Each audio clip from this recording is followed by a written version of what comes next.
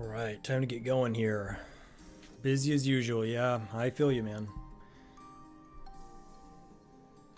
I feel ya. Yeah, I'm happy to have you back on the stream, bro. It's been a while.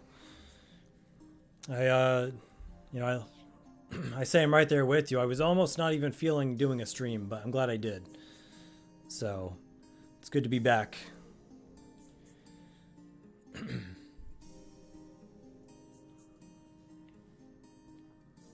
And are y'all doing all right over there in Colorado with the snow? Didn't y'all get like 2 rounds of heavy snow this week?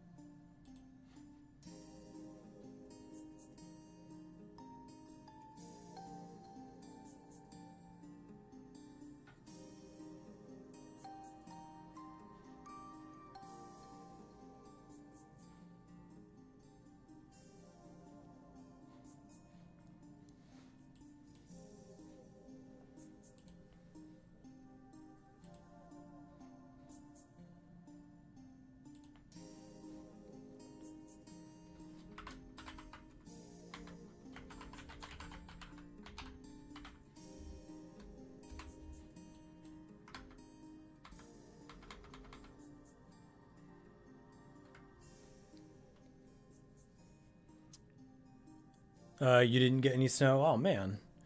Well, that's probably one step better than what we got over here in Oklahoma. We got, last night, we got like flash flooding style rain. It just downpoured for a bit. Filled the streets with that water. And then that froze over. And then we got ice pellets on top of that. So it's like smooth, slippery ice. You know, black ice. Topped with basically pellets of hail. So, not very much fun at all.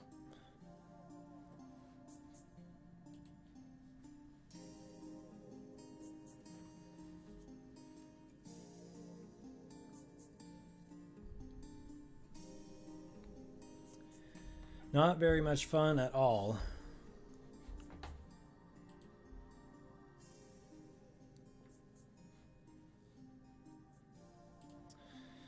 And I need to see where I left off. You live in central...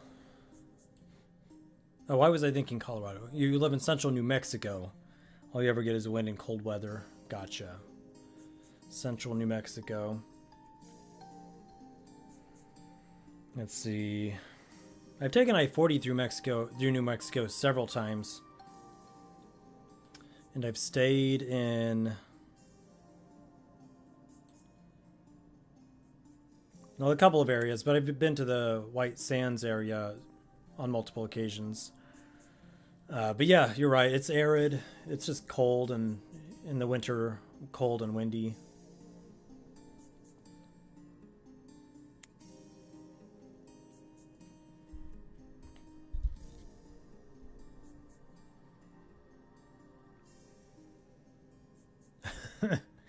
Thanks, Breaking Bad. Thanks so much for that. Do people... I was always wondering, was there ever like a... you can't leave it due to the green chili. Yeah. Yeah, you're stuck. I wonder if... Were you ever tempted to throw a big pizza on top of your roof by chance? Is that a thing?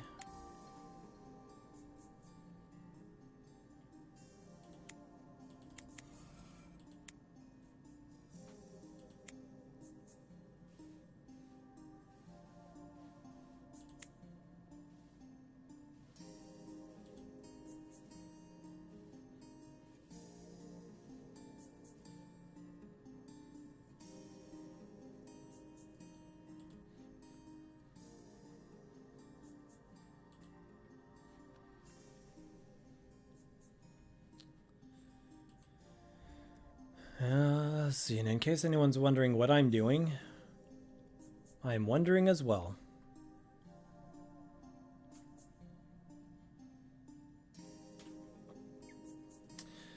No, but you feel sorry for that poor lady whose house was used in the show. A bunch of morons kept throwing a pizza on her roof. That's annoying. That's not very cool.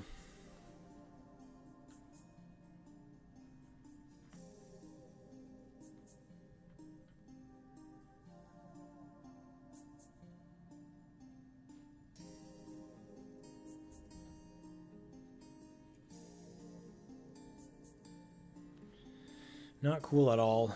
And we have a couple of artificial plants out front. And because it's hard to keep real ones alive for some reason. But we had some that we thought looked really good. And the ice has been just doing them in. They look, the little fake like leaflets and leaves are all breaking. I think we're gonna have to replace the artificial plants because we can't even keep those alive.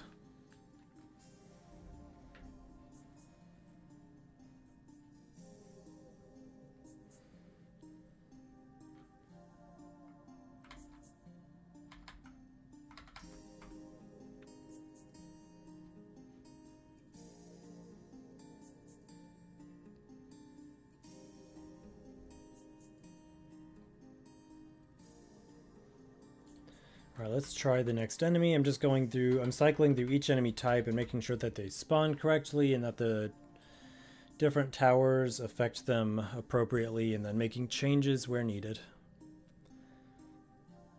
You now have the entire planet set up and the system for which you can teleport anywhere on the planet.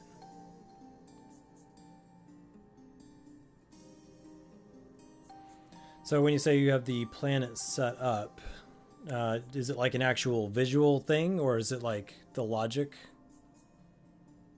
How do you have that actually set up?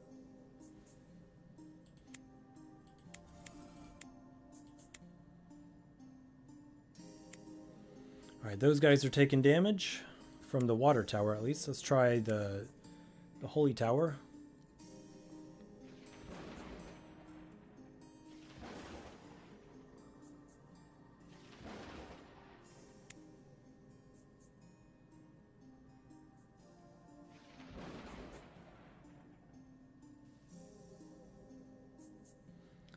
Okay, that seems mostly correct. I just need to add damage, I think. Holy.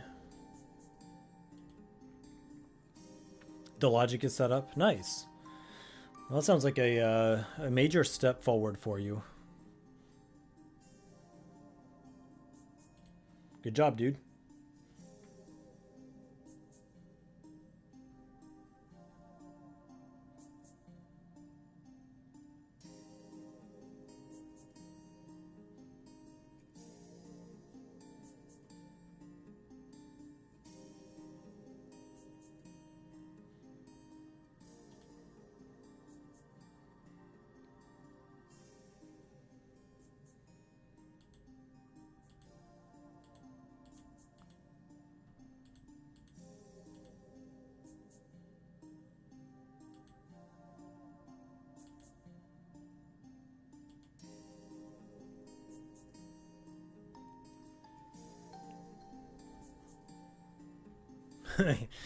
Unity units, yeah.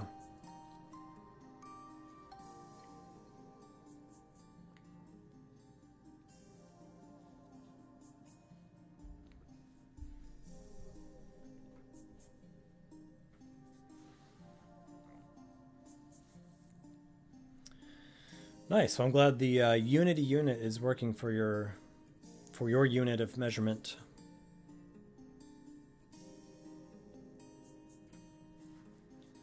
Because I know you had a lot of systems based on an accurate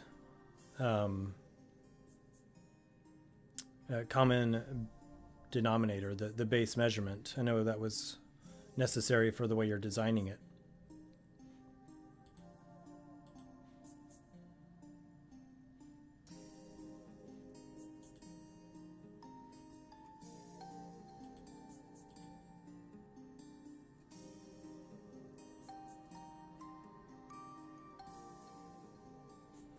Allow the beam.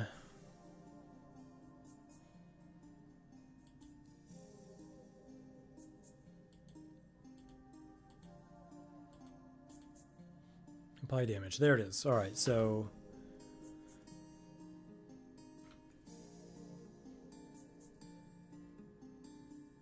Holy Beam ready. So that's going to apply a quarter of a point of damage. Let's run a test on that damage.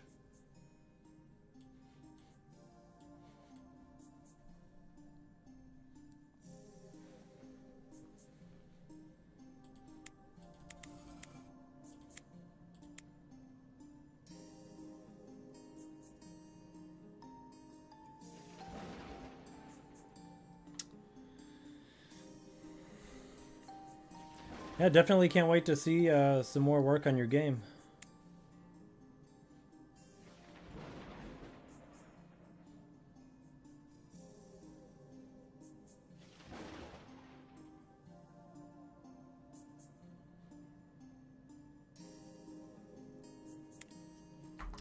Okay, this is kind of an odd bug here. It's not always shooting out the holy bolts from the location of the lightning. But if I disable the damage here, because that's the only thing I changed. Let me see if it spawns the holy bolts then.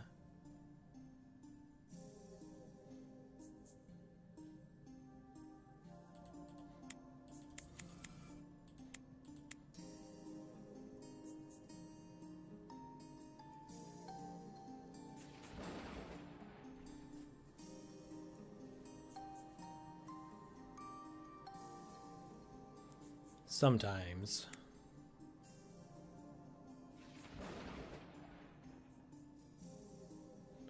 I'm going to pause after a lightning strike. Right there, okay. And then look over here at the debugger real quick.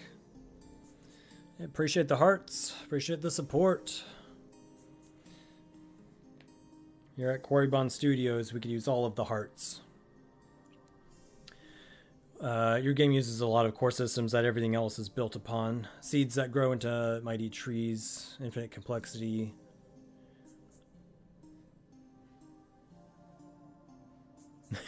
You've got to get the Fibonacci sequence in there. If you don't, then are you even a logician?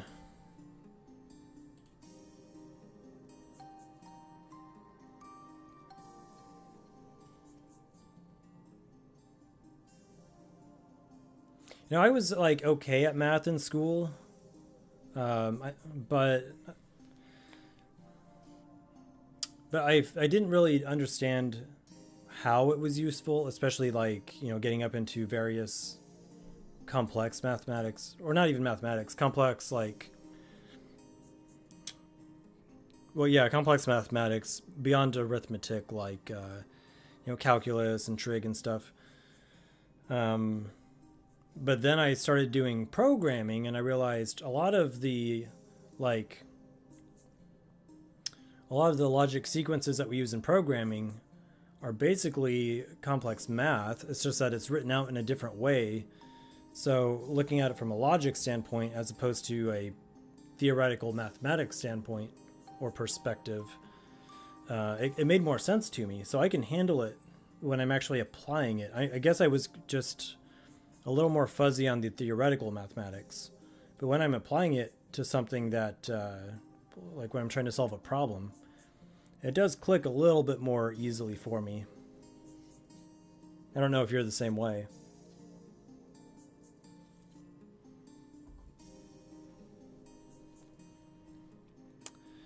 And I'm looking for holy bolts here.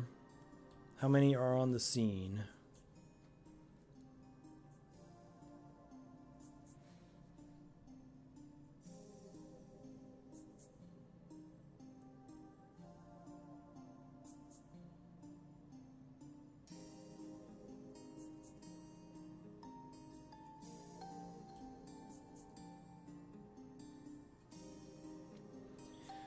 Holy Flame Particle, Holy Target Light, Sparks Particle, Fist of Heavens, Holy Bolt.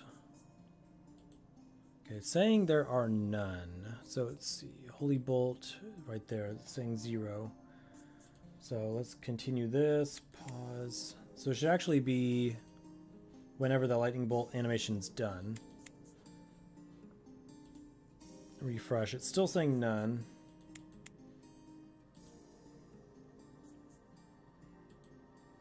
Although I'm pretty confident I need to do something differently here. Let's go to the logic.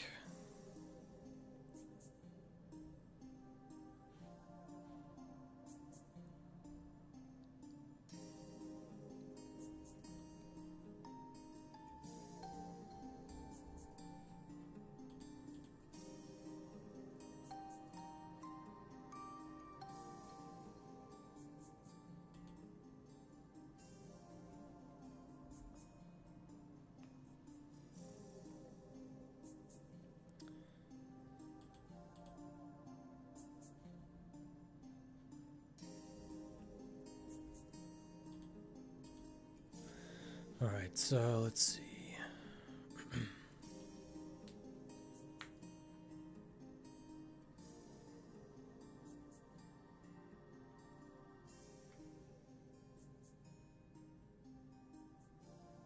Yeah, exactly. We do use it every single day, for sure. And then, yeah, anywhere from keeping a rhythm in your daily grind or machining a precision instrument. And it's that last part that you mentioned that I was struggling with, kind of. And let me know what you think too about this. The concept of, you know how school and the education system has like the core subjects that are required, reading, writing, math, and some of the sciences, yeah, those kinds of things. So, but they would value, I understand like doing mathematics up to a certain point as like a core requirement. So in my high school, that was basically up to Calc 1. But in my opinion, Calc 1, and probably even Trig, I think should not be a part of mandatory courses. I think those are about as wide, the usefulness of those for just everybody growing up, I don't think is any more relevant than, say, Shakespeare. I think they're both valuable and important, but to just everybody, I don't think everybody uses those. So I think, your basic algebra, your geometry, your basic logic, I think those are things that non-STEM personnel could find themselves using on a regular basis, whereas the more advanced ones, I think, shouldn't so much be pushed any more than, say, the arts should be pushed. But I don't know, it's been a while since I was in high school, but that's how it was for me.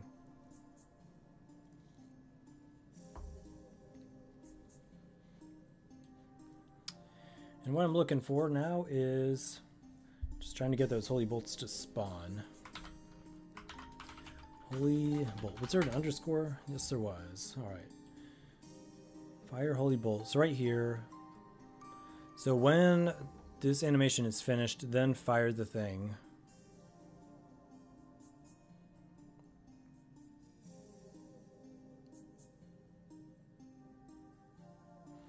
And this sometimes works, sometimes doesn't.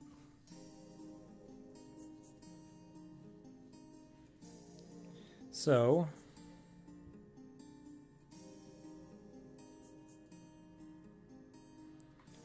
if the sprite is on the scene, then repeat for each one. If the sprite animation is finished, then fire the holy bolts. I'm going to log a message to the console here so I can track if it's creating these things at all, and I suspect that it is and that they're immediately deleting. Holy bolts spawned. Alright, let's run a test here. The problem with how math is taught in school is math is not something you can generalize. but it is taught in a generalized way, and it causes people to get bored with it and lose interest. 100%. I think you put that succinctly. 100%. Oh, here we go. So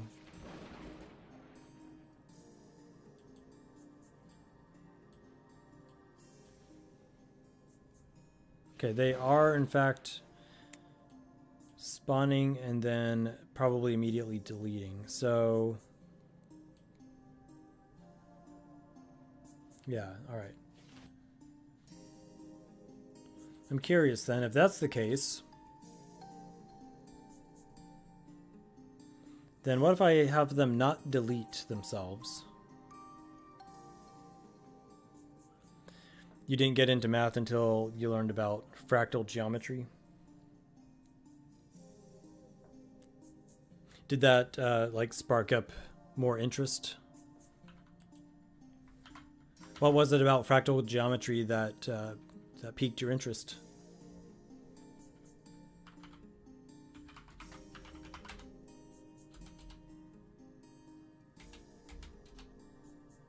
Right here. So I'm going to say, let's pause. I'm going to disable this. So let's see if the holy bolts will spawn and stay spawned.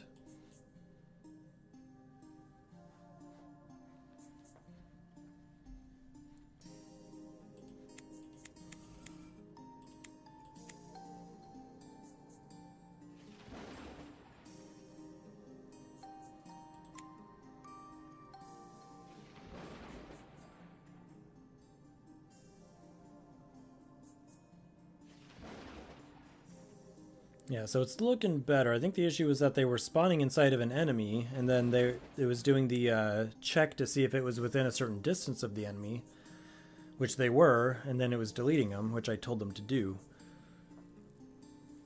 All right, so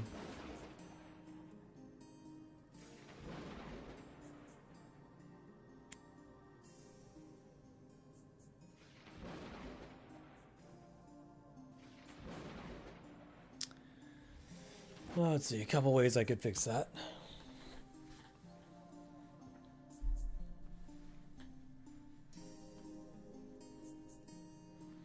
It's the blueprints of creation. Yeah, I suppose that's true.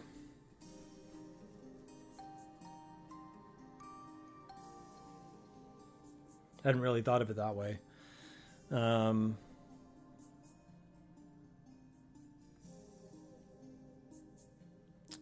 Yeah, that's pretty cool.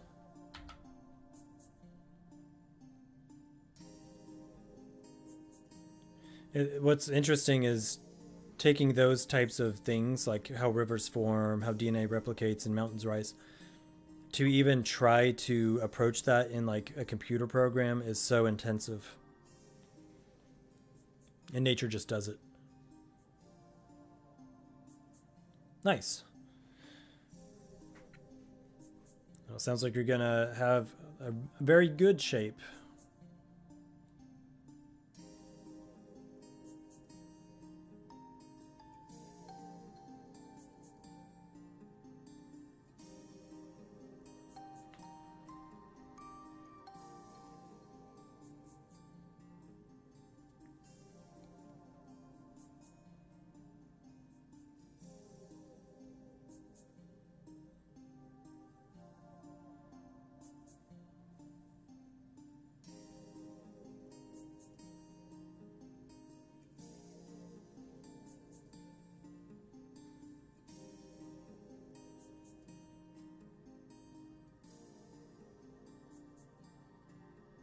No, yeah, making art rather than a product to be consumed makes perfect sense.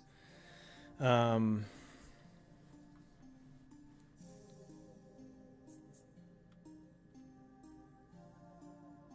I mean, that's kind of what I think about. I don't consider myself artsy per se, but that's kind of how I feel about my own project versus if I got a job working for like a game studio, you know, like an actual studio. That's how I feel the same way. It's like, then I wouldn't be making art. Then I wouldn't be doing what I love. making my own stuff is making my own art, which is what I want to do, not making a product for someone else to make money on. Yeah, I'm sure it'll be very niche. But probably like a lot of other artists out there, you're hoping to find that niche and just bring a little bit of joy, even if it's to a small group of people, right? If you can connect with the few, hopefully that will have brought you some joy.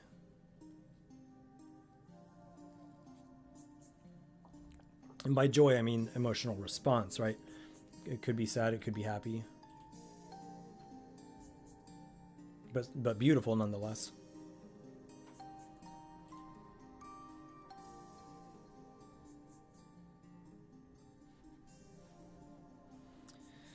All right, what do I want to do here? I could put a timer on each of these. Let's try that. So what I'll say is, let's do a sub event here. Then I'll say for the Holy Bolt, timer, if the value of an object timer, we'll say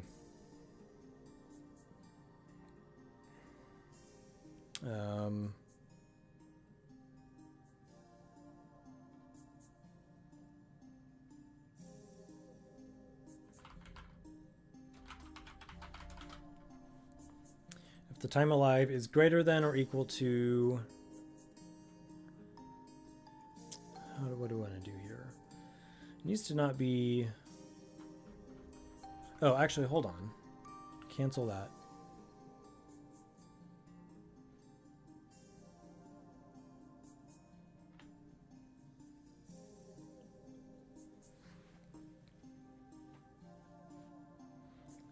You beat 2 Final Fantasy games as well. Nice. Sounds like a good hiatus.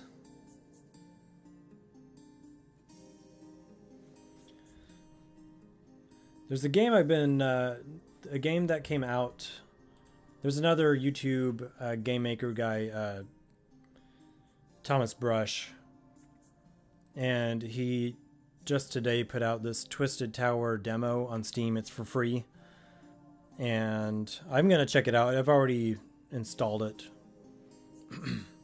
It's a first-person shooter, but it's a pretty interesting theme. So I'm going to check that out later.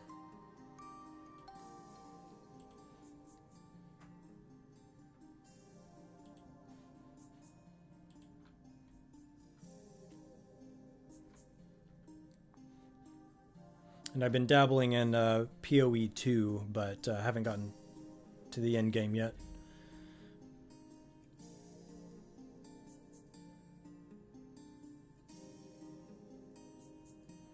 Yep, I got a frame, bro. Welcome back to the stream. I got the frame because you said I needed one. So, you keep making me upgrade.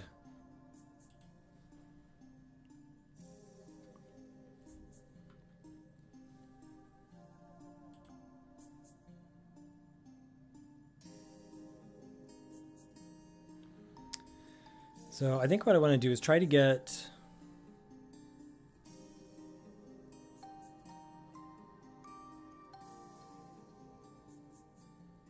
I want to get the ID of the enemy that it spawns at. So let me go up to where these things are created. So it's going to be right here. So if... yeah, so it's not actually connected to an enemy.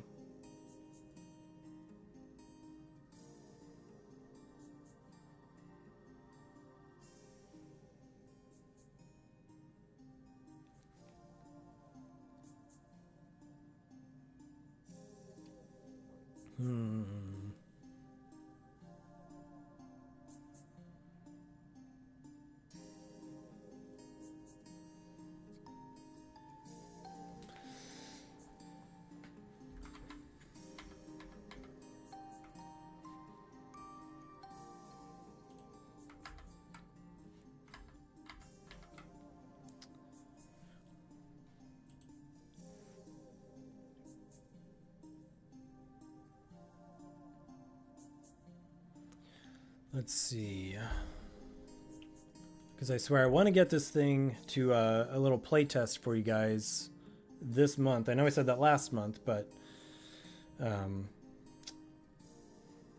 well, you know, life got in the way. But at this point, it's mostly just smoothing out some bugs. Really, once I get the bugs done, it'll be worthy of getting into some hands, despite the lack of some of the polish. Final Fantasy XVI was intense. Nice. Good storyline, good action.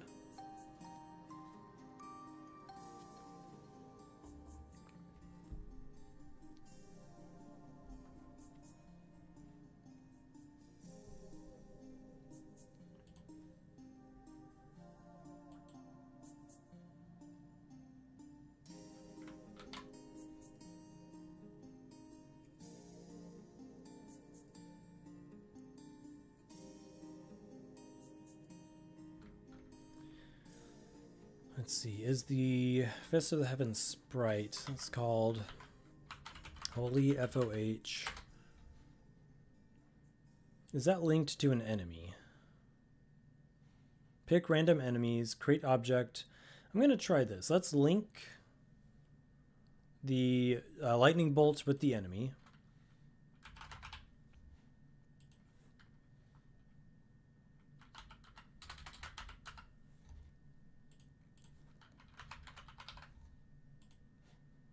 Okay, and then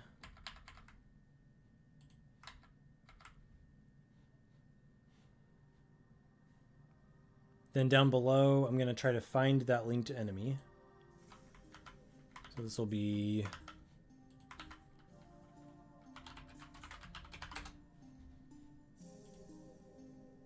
right here. So the animation is finished.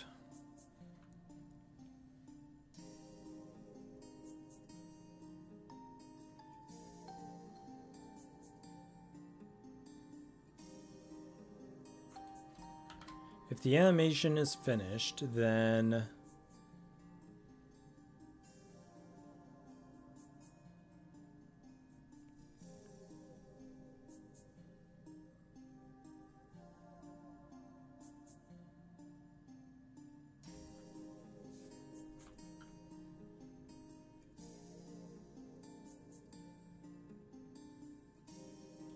if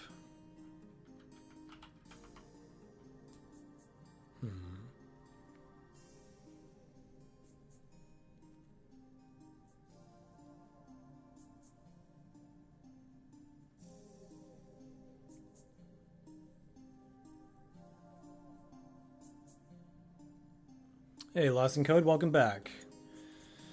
Yeah,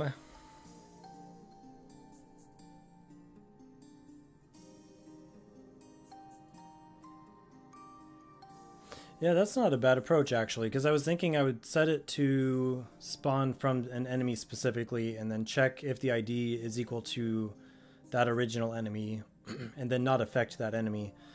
But then if the original lightning bolt kills the enemy, then we're not going to get those holy bolts because there won't be an enemy. Yeah, a health system could actually work. Hadn't thought about that. And Grinsada says the music and the graphics and story are the most important things in a Final Fantasy game. Music, story, and graphics. And the gameplay can be serviceable. Nice. Yeah. It sounds like they did a good job then. I've definitely not played that one. Haven't played any of those Final Fantasies in years, but it sounds like it got the green light from you. Lost in Code, how you been, man?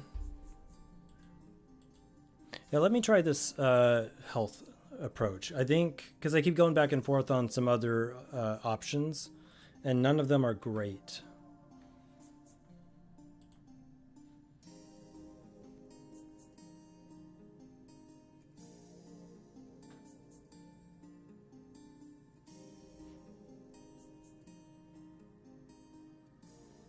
Let's give that a shot.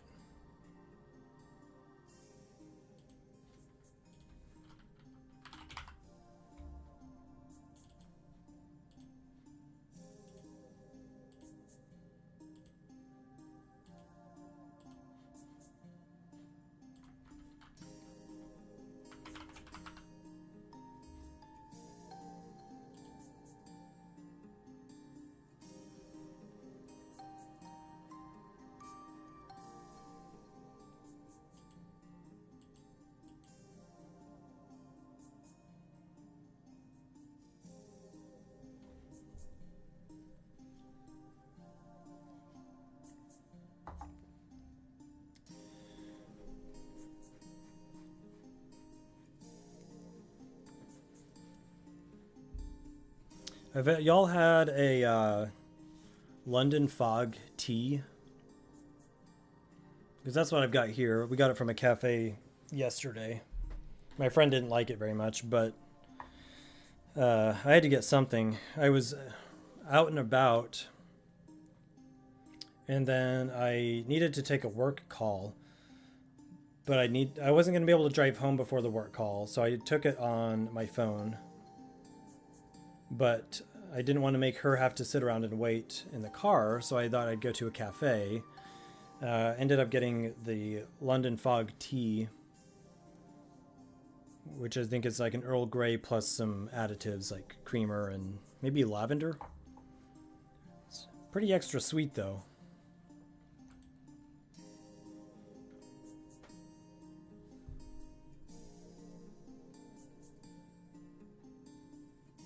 Okay, so let's see. We're going to do a damage cooldown. Yeah, this is what you're talking about right here.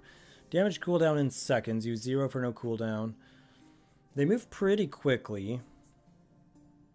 So I'm not sure what to set that to. Maybe for testing purposes, we could say half a second and then fine tune it from there. So we would say probably just give it 1 point. And that's it. So if I'm thinking about this correctly, that's all we need. It's so funny. Some of these values, like for example, the delay before the shield regen, and then look at this goofy number. Like that's an exponent. Why not just say 2?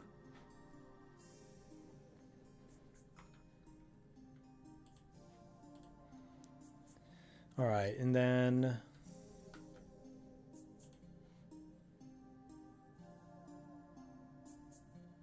wait, hold on. Damage cooldown. So we would need, it would take damage first, get a cooldown, and then take damage again, right?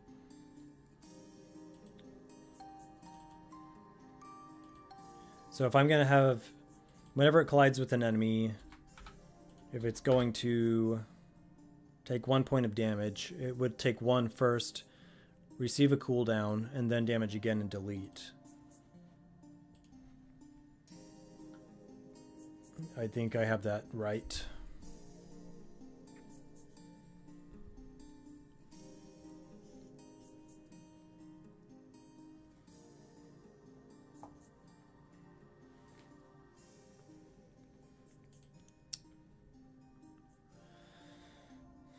So let's go to, no, let's delete this empty event, don't need that. Go down.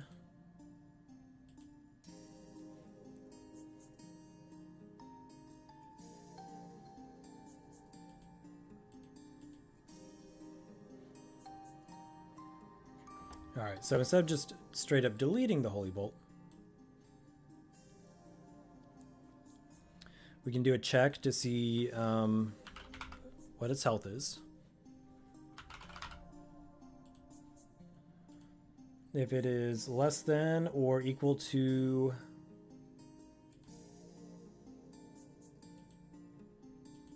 zero, delete it. And then also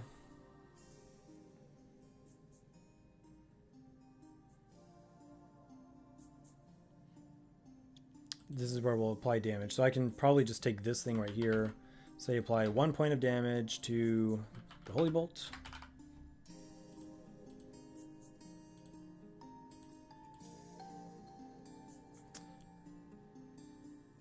Use is dead. You think that'd be better?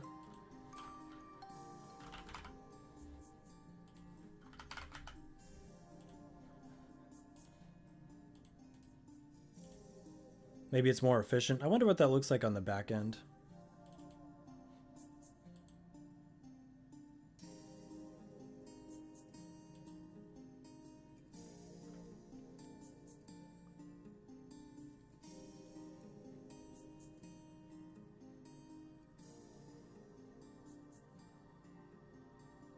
Check if the object is considered dead, just like my career. The property value for current health of object is less than or equal to 0. Property value is less than or equal to 0. Interesting. All right, let's get out of that.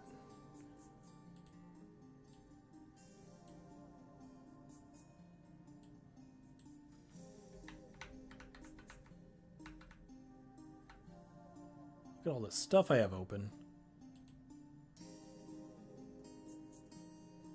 Concept art by Blaze.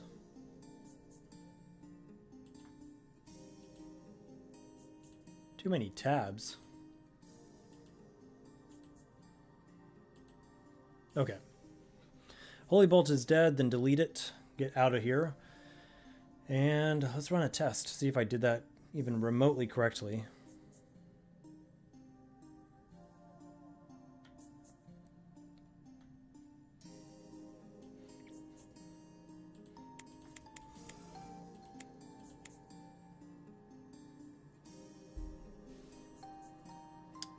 Wow, powerful.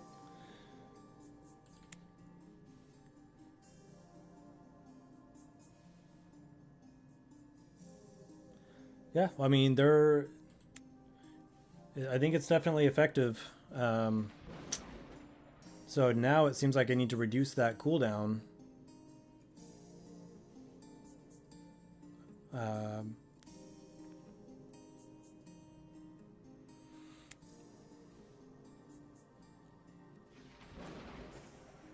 I mean, hell, honestly, at this point, I might as well just leave it in there and maybe just reduce how much it damages the enemies. It's pretty cool. No, that was a good idea.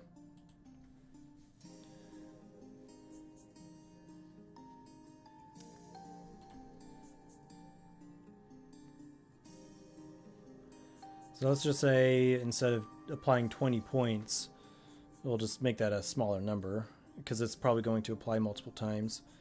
And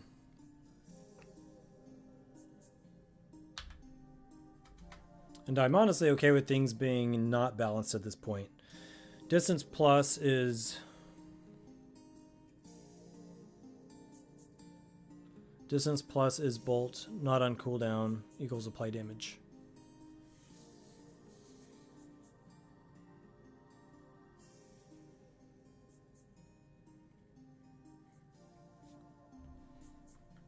Oh, is the cooldown part of the behavior?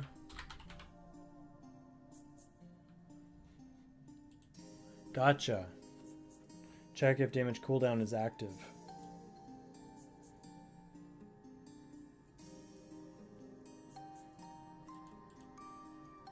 Clearly I haven't used that behavior yet, or that part of the behavior. Damage cooldown is... If the cooldown is active, just think if it's not on cooldown.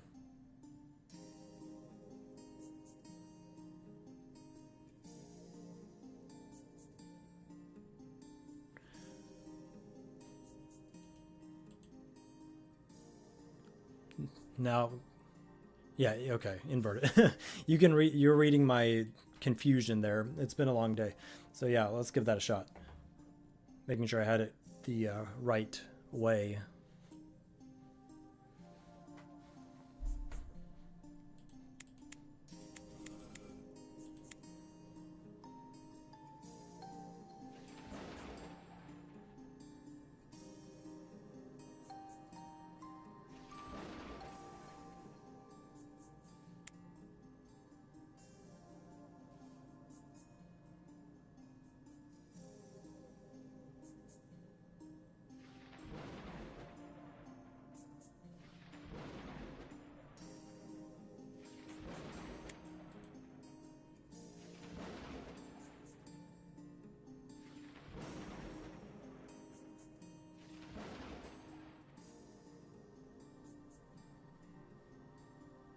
Yeah.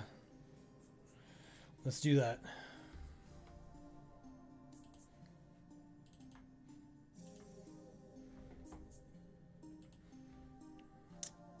So that's already half a second, but they move pretty quickly. Will a quarter of a second get us where we need to be? Just enough time, in theory, to let it escape that initial enemy.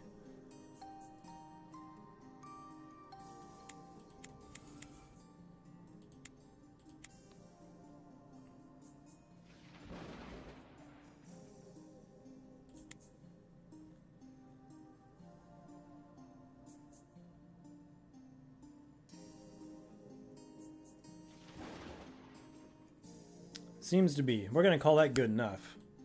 Moving on. Thanks for that.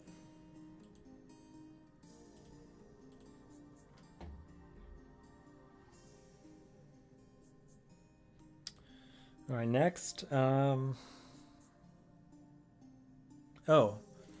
So back to my original test, which is all of the towers besides the moon tower, which is being goofy.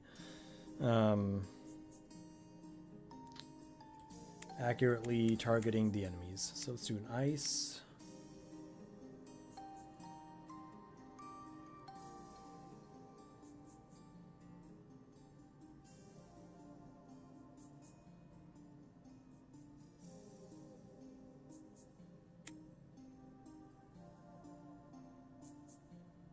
Seems like those need to move more quickly.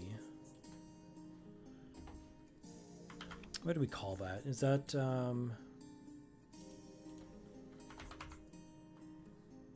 bullet ice? I should just call it an icicle.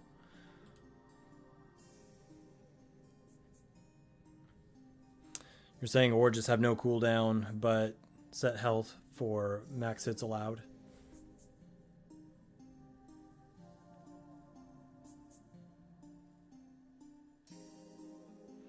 Yeah, that's a possibility as well.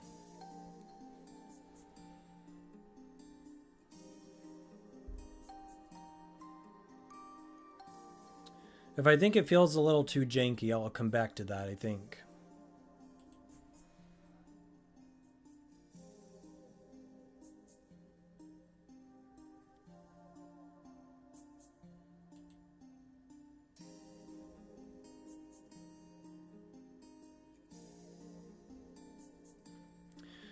Did you make any progress on your latest game?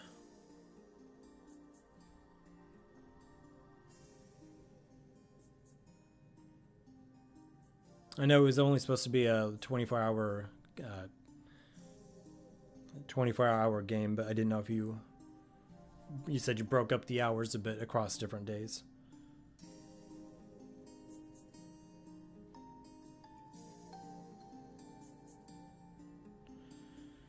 All right, let's go to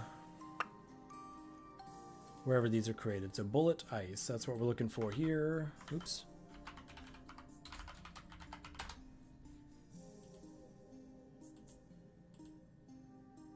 Right here. Okay, so 500. Is that really 500?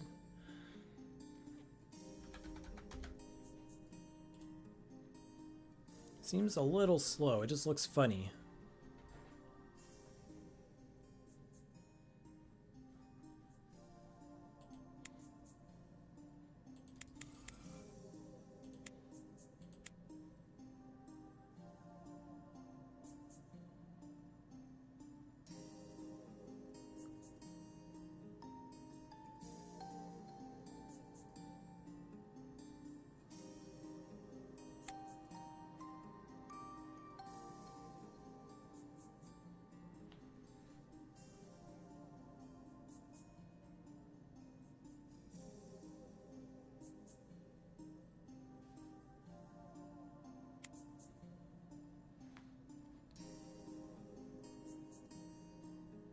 All right, I'm going to say good enough. It looks like I could probably make it just a little bit better where it doesn't delete on the actual collision. I mean, I'm not using a collision box or anything, but I think it's checking a distance. But then it also looks funny because it disappears before it visually touches. But it's working. I'm not going to waste time on that right now. taking a break after, oh yeah, and your health's been bad, so you've been bedbound a lot. I'm sorry to hear your health's been going down. It's good to take breaks, though. I'm glad to see you back around, though, in the community. Yeah, I know there's been a lot of health stuff going around, too, but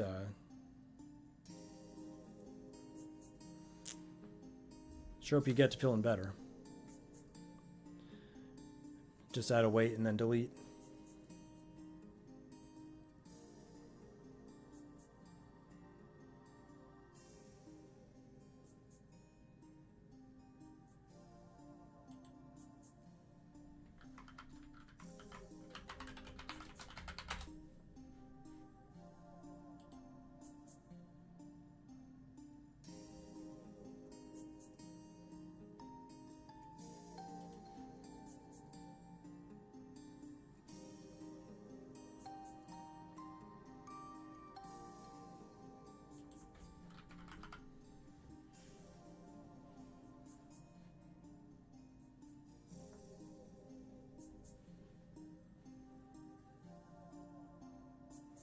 Yeah, a nice explosion would be pretty cool.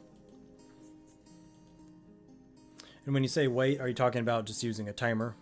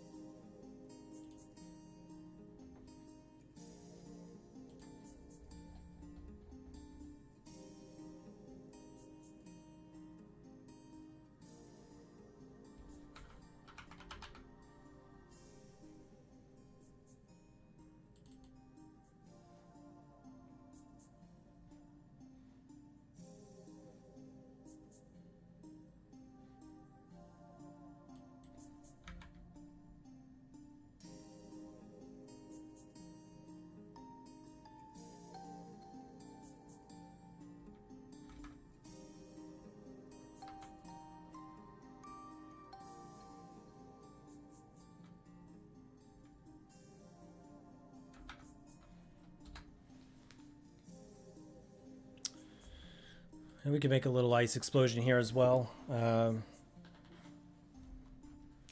could use a custom shape for the particle. The colors are about right, though.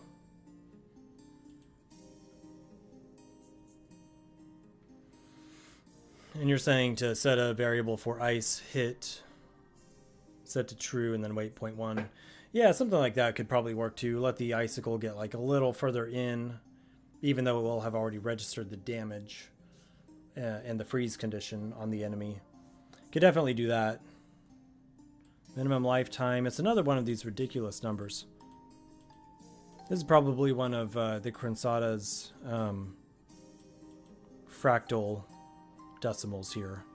We're going to blame DNA on this. But the particle maximum lifetime is a nice 0.5. I'm happy with that.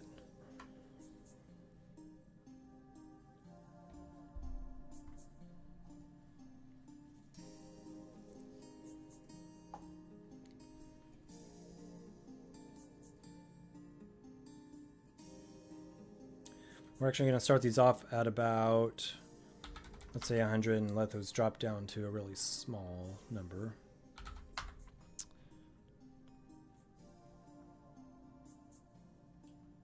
You don't want too many of these things.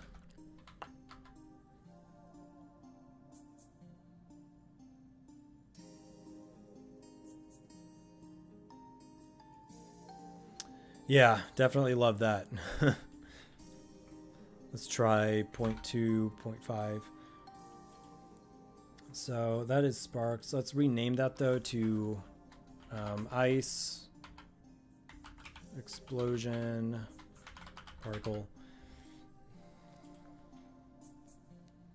And did I set that to... All right, we only want... Wait, that's the wrong thing right there.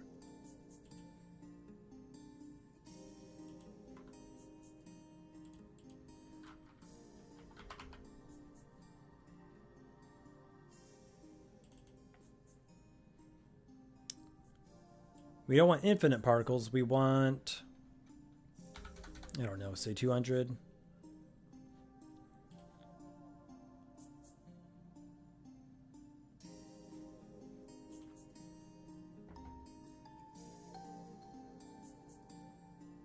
Enemy backer's distance to bullet ice is below this. We're going to create the particle.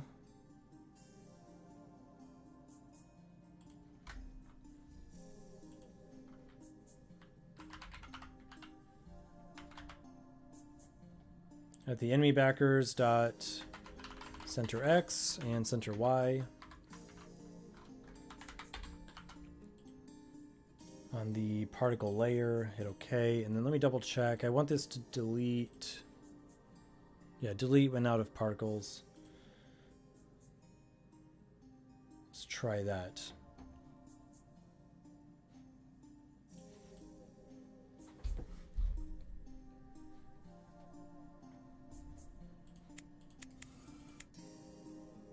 Actually, what I should do is... No, that'll work. I think that'll work. Okay. Definitely too big and takes too long.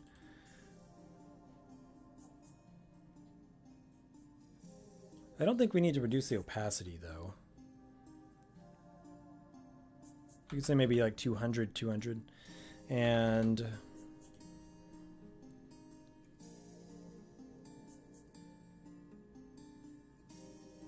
So maximum number of particles displayed, number of particles in the tank, but it's saying 600. So let's say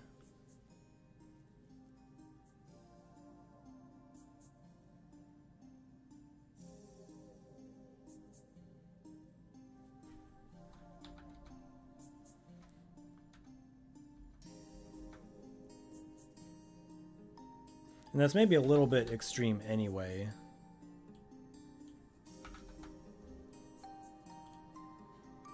In terms of the number of them. Let's try this. Oh, actually, pause. Pause, guys. Go back. Y'all need to slow down, alright?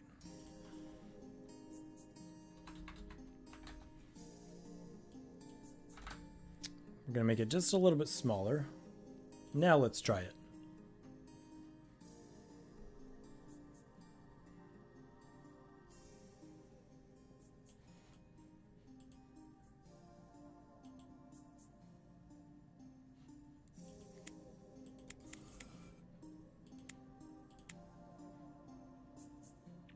There, that looks maybe a little more ice explosion-y.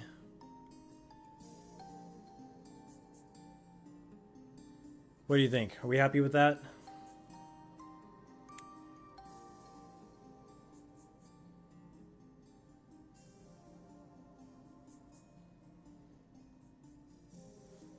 What happens if we have 2 ice towers?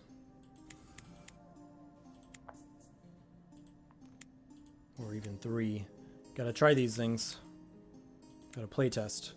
Definitely losing some frames here. Not sure it's specific to the ice tower.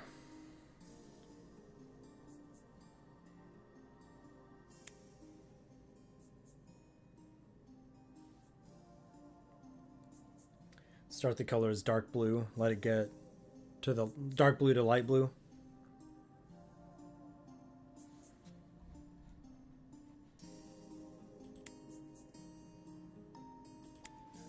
Yeah, let's see how that looks.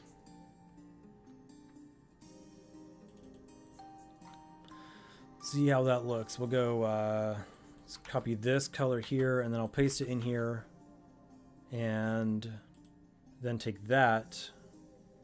So it's right there. Let's just drag that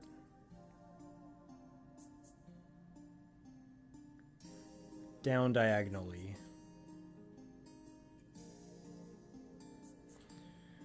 Lost in code, is that what you're thinking? Are you thinking take the same, how do you describe it? Chroma, the same chroma, and then darken that? Or are you saying to take the color and change it to less green, like this?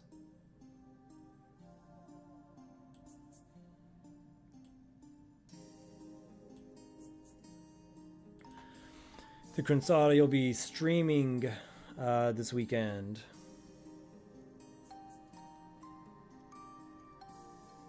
Sweet. Yeah, let us know in the Discord. I'll try to hop on. I always miss those. Yeah, let's try just taking this and going to a dark blue.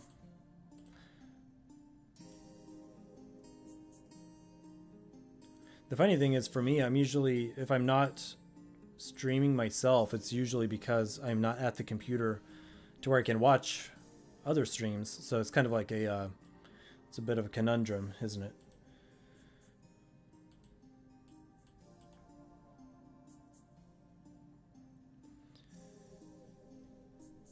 BTM. Starting the party off with a bang.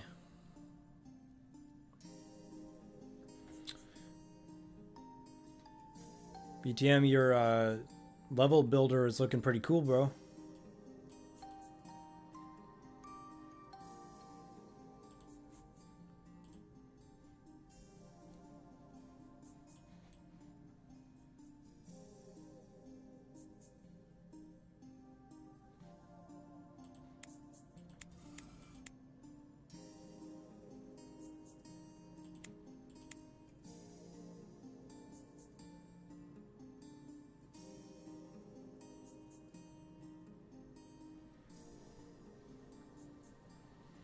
Game's going pretty well. Just really just going through a few features here, fixing some bugs, trying to get it polished up for a playtest to get it into y'all's hands so you can tear it up. And at the moment specifically, testing each tower against each enemy type to make sure that they function the way I want them to function.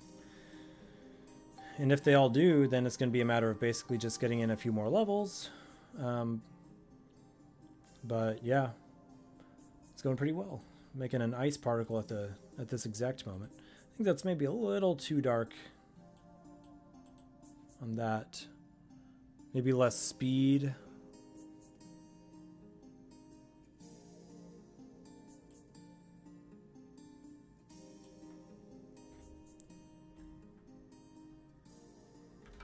Let's try reducing the maximum emitter force.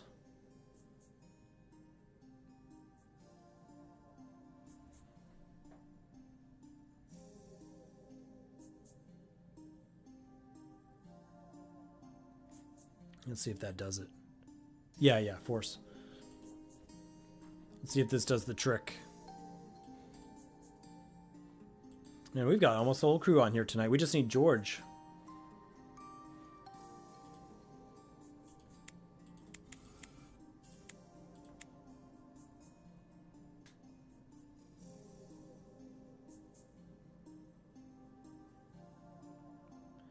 No, I'm liking it.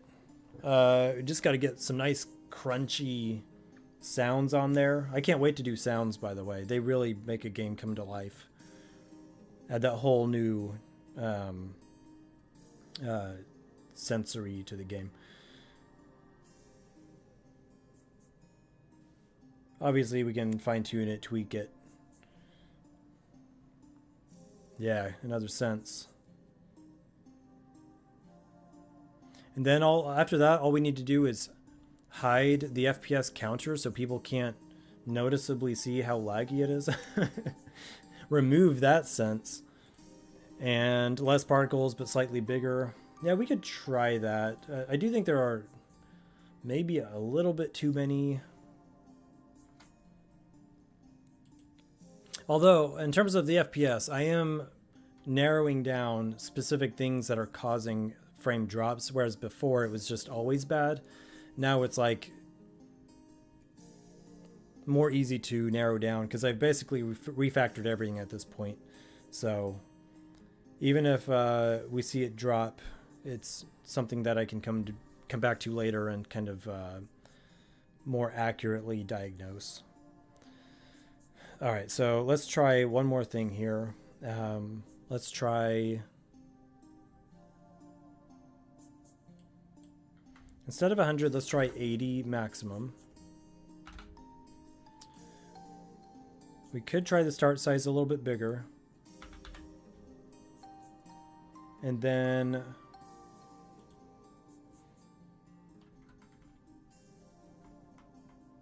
whoa, that looks funny. That looks funny if you edit that in Piskel here. Let's see how that looks.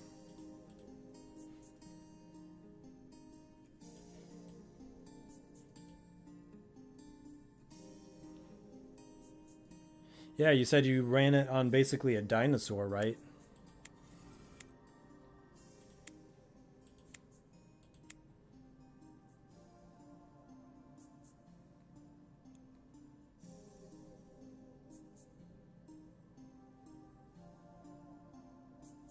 These are actually looking a little more like my fireworks that I made on a different project.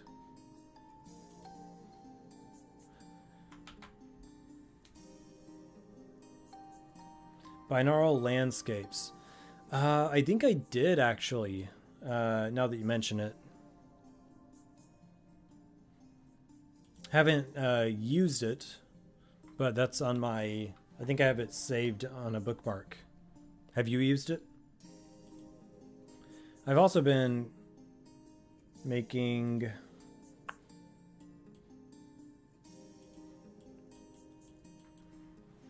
Oh, where is it? I'm trying to look around this light that's right in front of my face. I have FL Studio open on my other screen here. I've been making some soundtracks. You're actually listening to one of them. I just wanted something kind of calm, something chill. My son and I made it.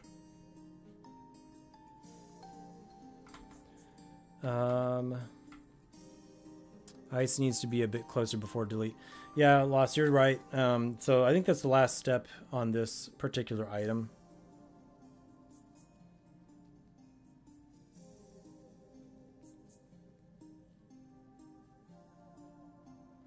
It's also going to depend on the enemy type. I think if it's a really large enemy and we're talking like...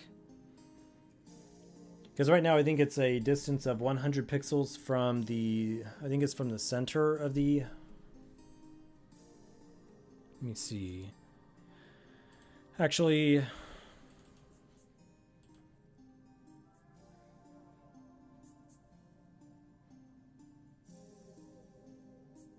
So if I remember correctly, and y'all can let me know, the G developers out here, I think when you use the built-in function of comparing distance between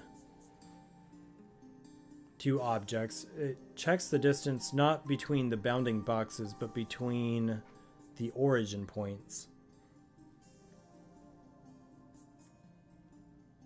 And if that's the case, let's say if the origin point is the center, because I think on my objects I've moved them, especially for the enemies, I think I moved it to the center. So if that's the case, if I have a larger enemy, hold on.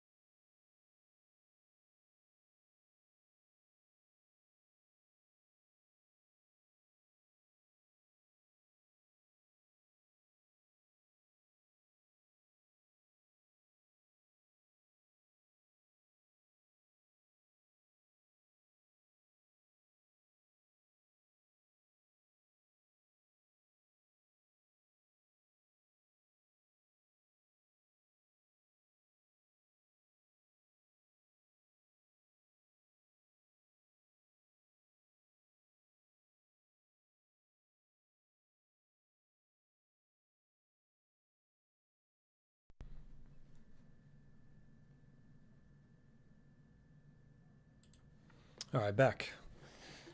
Sorry, our dog was acting up.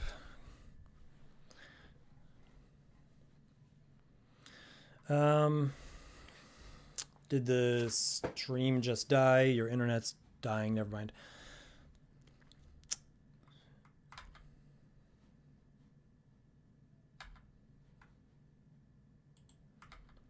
All right. No, I stepped away and I think my music also stopped. So you're probably all right. Let's see. Let's do a timer. Oh yeah, back to what I was thinking about. So if we're talking about like a big boss enemy and we're doing a distance of 100 pixels from the center, I think on the boss it'll look better than on a smaller enemy.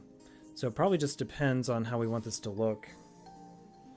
So before I bother fine-tuning, I think I guess the microphone did dampen it out. Thank goodness for y'all. So I'm going to move forward without fine-tuning the deletion of the icicle at this point. Let's just keep testing the towers and the different enemy types.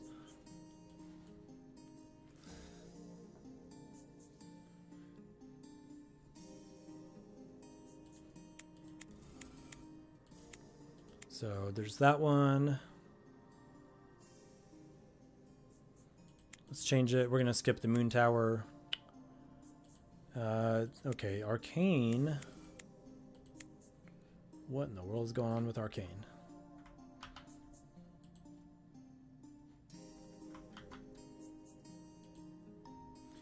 Okay, let's save this thing. And I'm actually going to save and close out just to make sure GDevelop is fresh.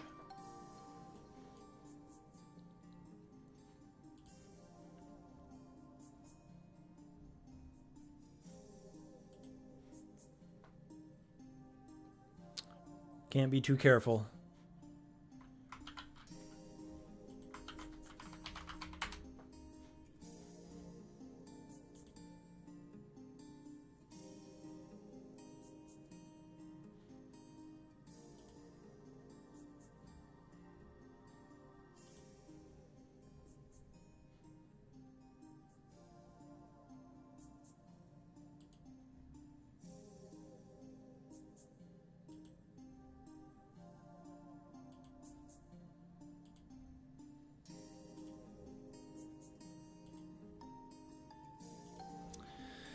All right. I just have too many things open here.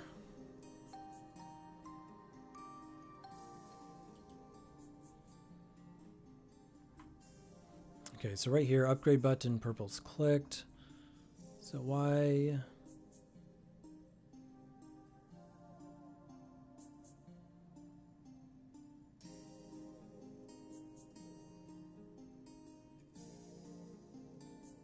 Why is there a black hole object here in this event? That is odd.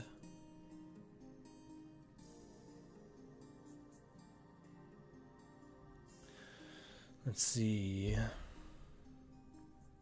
So tower upgrade button is clicked if the purple one is clicked. Then it says if the number of the animation of the tower base is the moon tower.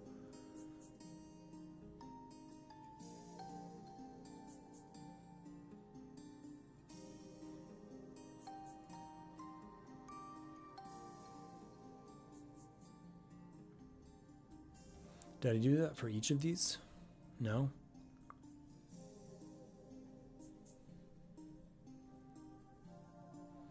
You've been getting a lot of help from AI and learning to make a game.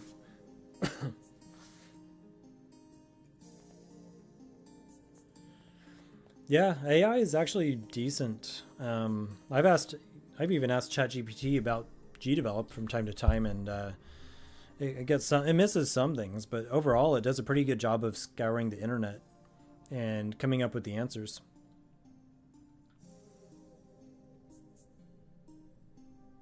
I think AI is fun to make fun of, but I think it's the reason that we're talking about it is because it's pretty solid, to be honest. Okay, I'm not sure why I have this here. I'm gonna disable that event. Then I need to see...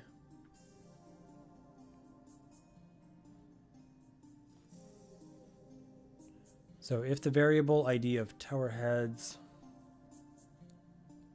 is equal to tower base ID, delete the tower. So let me see if removing that black hole thing had any effect. I doubt it did.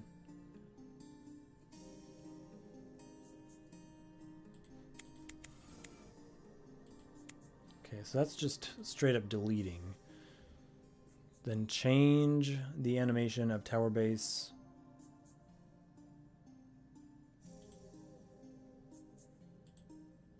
Tower base 1. Let me double check the animation on that. This is some old code. Haven't messed with these events in a little while. So tower base tier 1. Yeah, that's correct.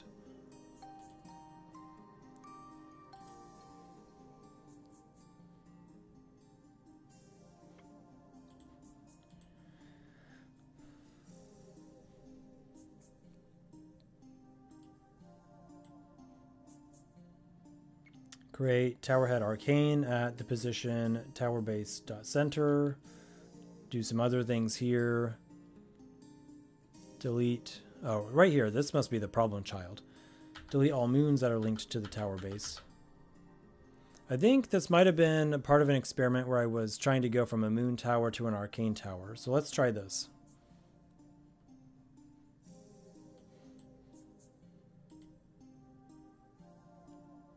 Yeah, you know, it's a tool.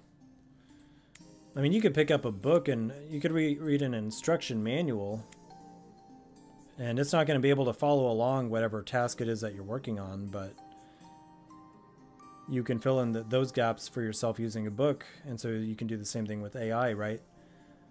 But you can maybe interact with the AI a little bit more than, say, a book. All right. Well, these are at least targeting the enemies, but similar to that icicle, I'm not loving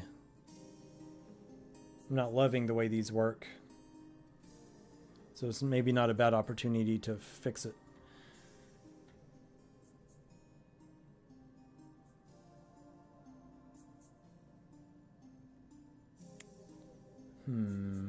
The idea for these arcane bolts is they should basically never miss, and if they do, they'll still come back. They'll boomerang back around. Unless they go too far out of the scene. But they're supposed to be slow, steady, and accurate. Right now, they're rather missing the target. So let's go to miscellaneous objects, arcane bullet.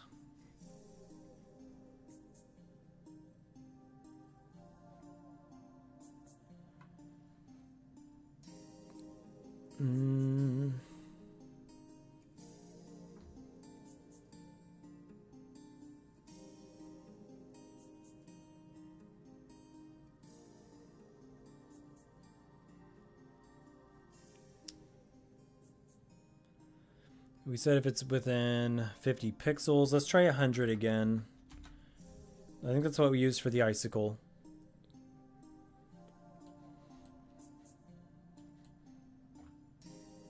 At least we'll have some consistency between tower projectiles.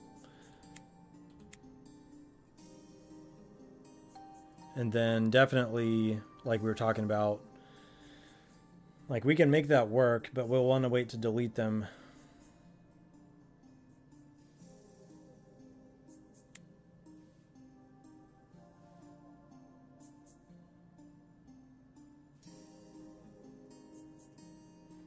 It's like they just turn too slowly. So let's see, the number, pick the enemy that's nearest to the end. Move the bullet toward the enemy with a permanent force.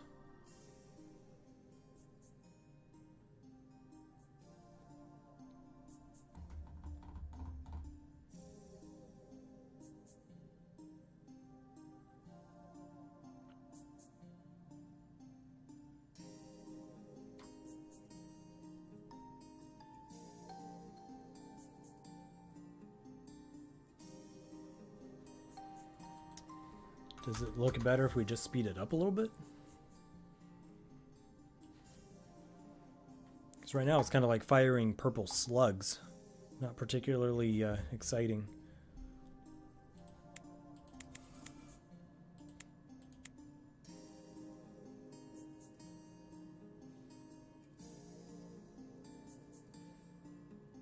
Could do this kind of like the World of Warcraft arcane bolts. I think it's like a series of bolts.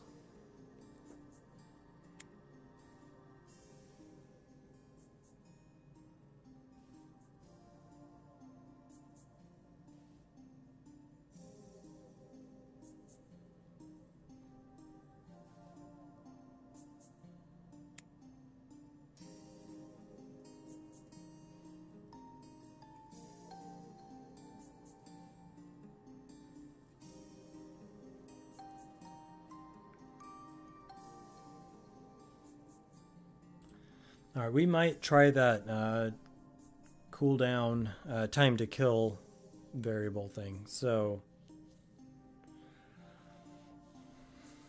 let's see if we can try that out here. I'm going to save the progress. Don't want to lose it. What time is it? We got 9:58 here. So have a few more minutes to go.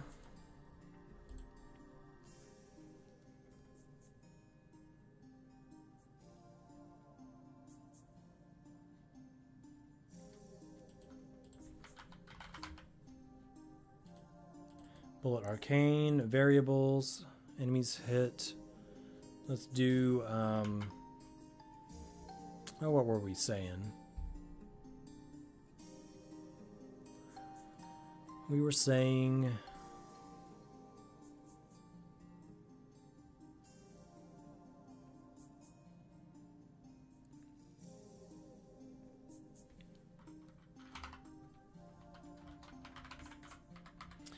if hit enemy is true, then we're going to do a timer.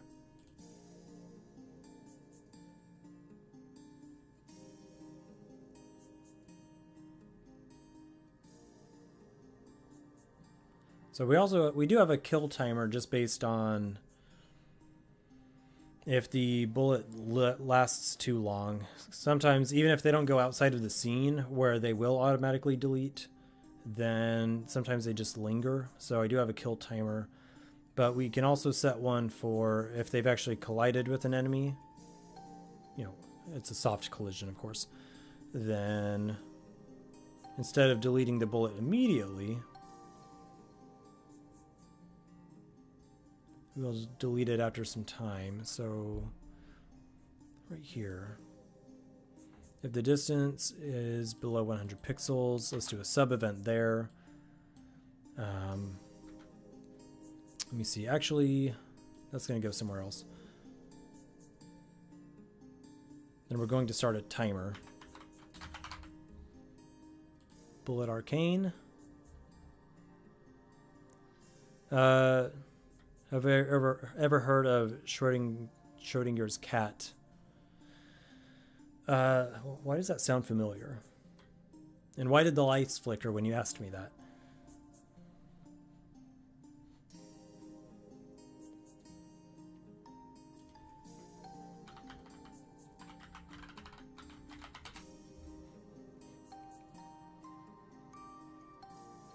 Yeah, it's a thought experiment that demonstrates the idea in quantum physics that tiny particles can be in two states at once until they're observed.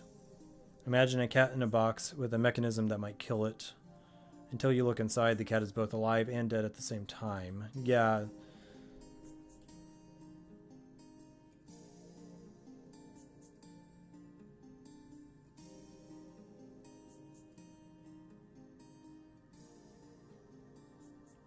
That's probably the explanation for why my bugs show up when I'm on stream, whereas beforehand I thought the game was working. So it's not my fault, guys. It's this stupid cat getting into my game. Alright? Lost in Code says, just make sure the hit enemy is false, then hit enemy and set to true so it doesn't trigger damage twice. Probably... Yeah. Definitely. Yeah, I think Big Bang Theory had a good episode on that.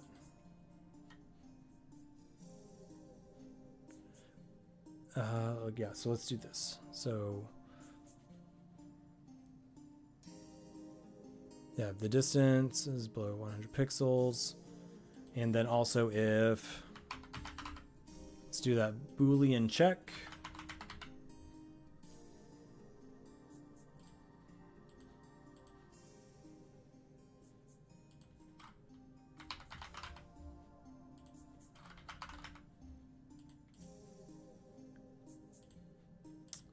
You'll set that to true.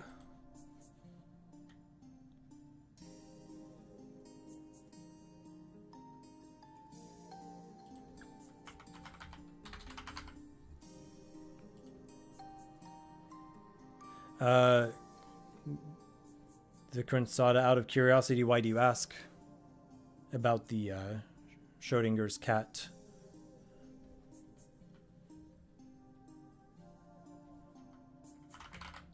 We're going to start an object timer. We'll call it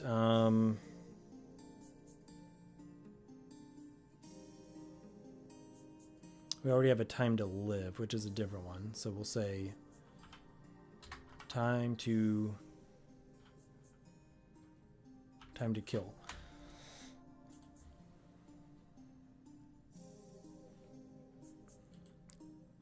So it's going to be very similar to this one. If the time to kill timer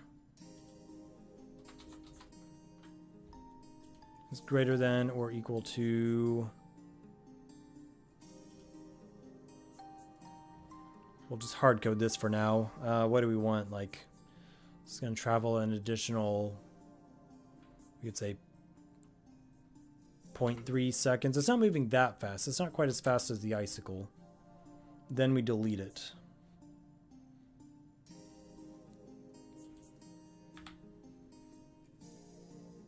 The world in your game is set up to act like that.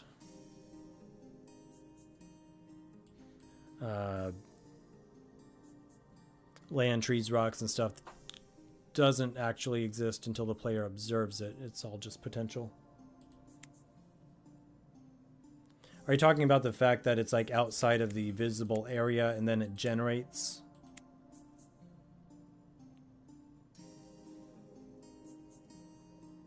Let's give this a little bit longer. Kind of hard to test this visually. Let's try, let's make it extreme. A whole second.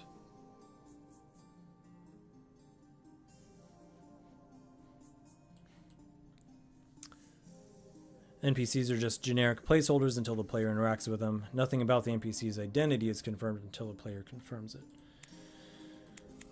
That sounds pretty good.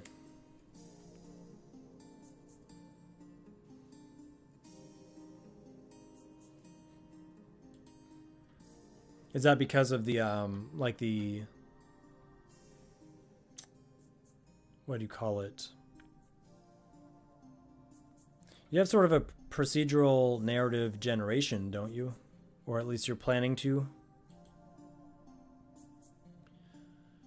What is this arcane shot, time to live? Let's get rid of this for now. Maybe that's interfering.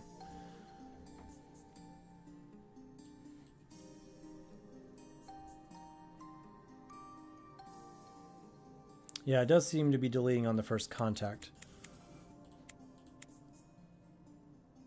And it still is. So let's walk through the logic here. If the variable hit is false on the distance check, we're going to toggle hit enemy and set that to true. Oh, here we go.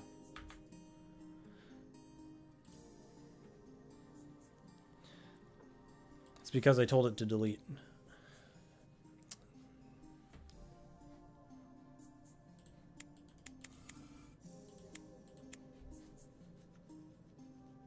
Okay.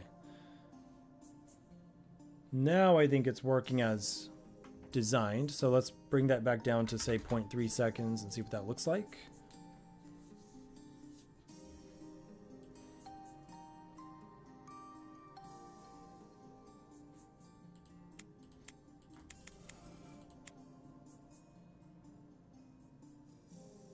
All right, that's more successful.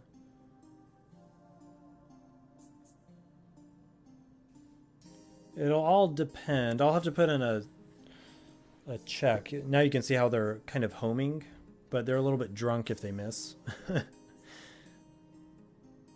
Could be funny though. Let's try an additional 0.2 seconds if they actually collide. See what that looks like.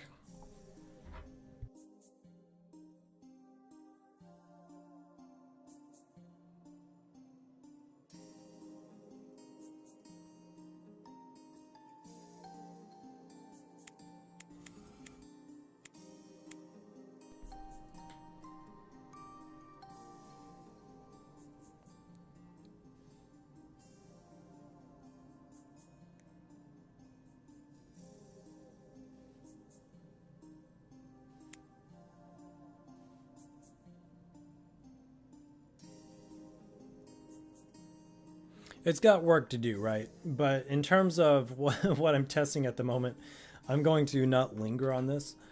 It's got a lot of work to be done. But in terms of, is the tower accurately targeting the enemies? Are the bullets damaging and deleting enemies properly? The answer is yes. So for now, I'm going to make a note of the quirkiness, but I'm going to move forward. Just for the sake of the stream. And let's see, I have some notes here in OBS. Let me add multi-tower select.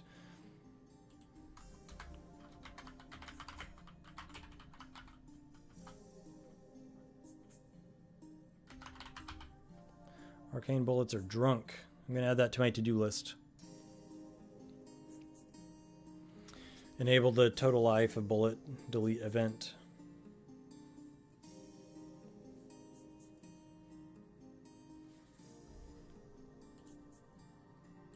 Did I delete it?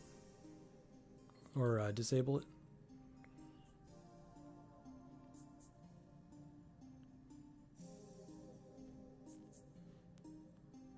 Oh, you're right. I did. Good catch. And out of curiosity, what did I set that to? Man, good eyes.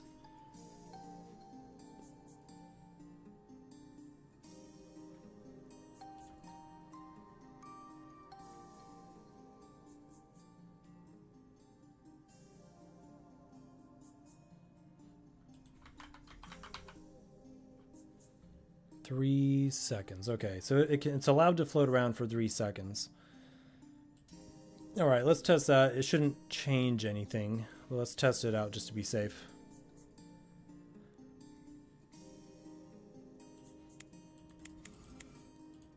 And let's put 2 of these on the scene.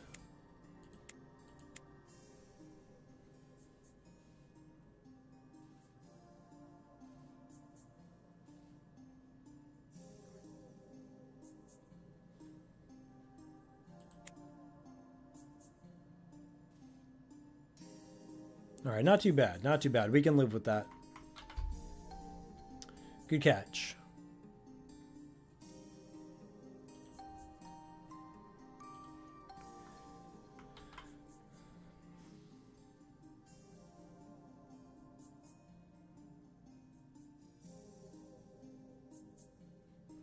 When you were young, you wondered why a game company doesn't just import their game into another engine if the current engine they're using isn't working for them.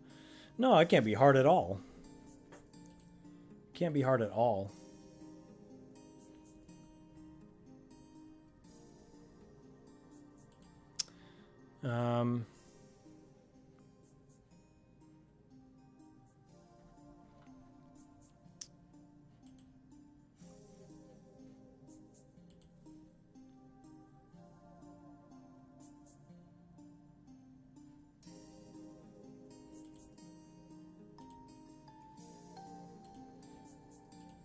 Because honestly, making a game is as easy as going to your AI prompt and telling it to make a top-down game with an orc and a ship collecting weapons and trying to reach the weapon and clicking on create game.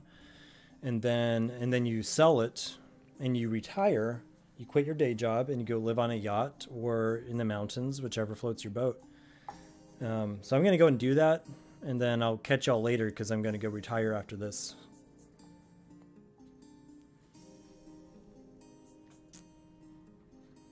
Here's my license to print money right here. There's our orc, and he's in a boat collecting the diamonds.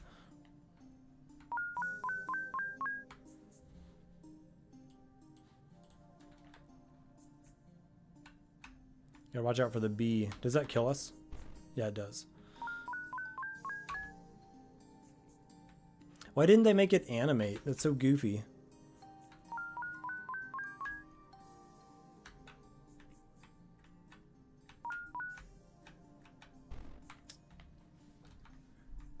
I've seen some pretty interesting versions of these.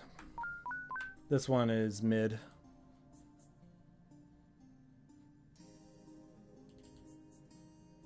Like, there's the animation. That's funny.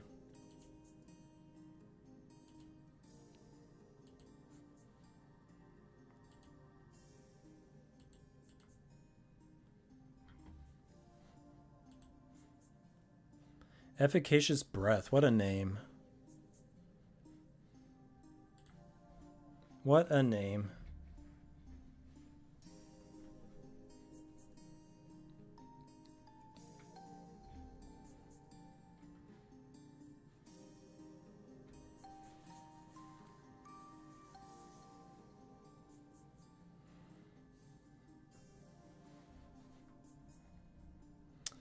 All right, so let's bring out... Oh wait, I didn't test the fire tower on those enemies. Let's test the fire tower and then we'll move forward. I've got about 15 minutes.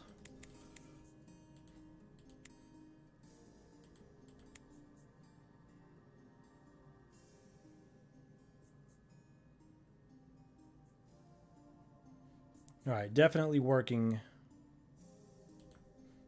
I think I saw a bug with the smoke. Let's see. I'll come back to that later. Let's do the next enemy type. Yeah, the tech isn't there.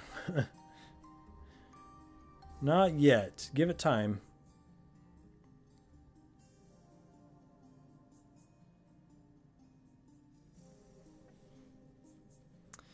Yeah, Lost in Code I have. Yeah,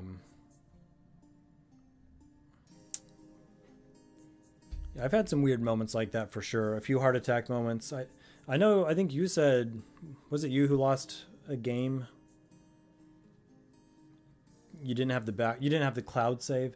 So I have a local save that I every now and then update, but it's like and I would use it, but so I mostly work off the cloud. But if I had to resort to the local save, it would still be, even losing a day of work sucks.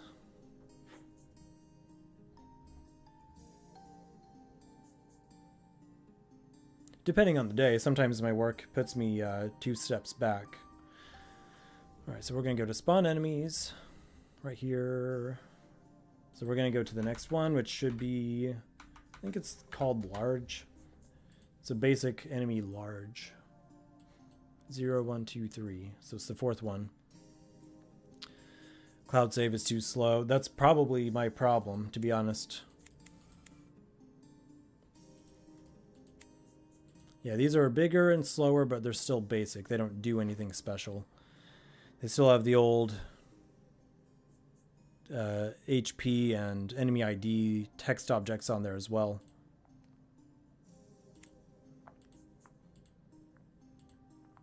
Before I implemented the little parchment thing.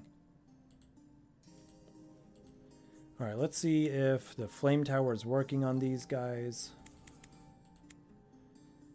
It seems to be. All right, let's delete one of those. Let's go over to the Holy Tower. You purchased a USB stick and you back yours up to that. That's a good idea.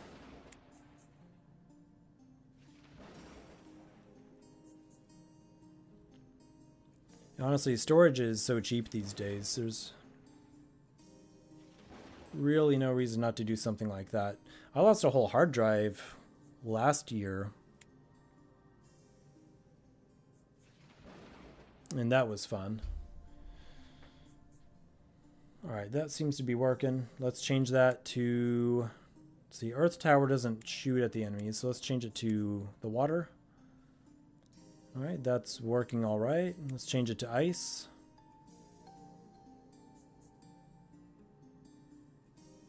That is working, and arcane.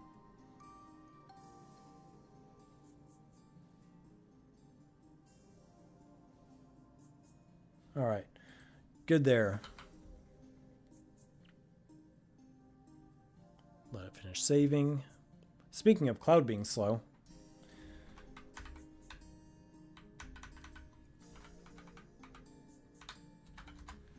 What do we have next?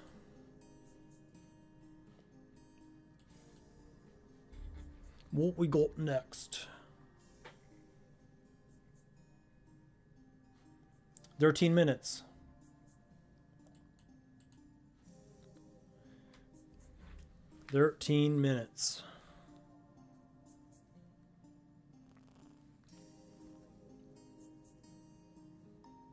My goodness. Alright, let's save and then close out and start it back up.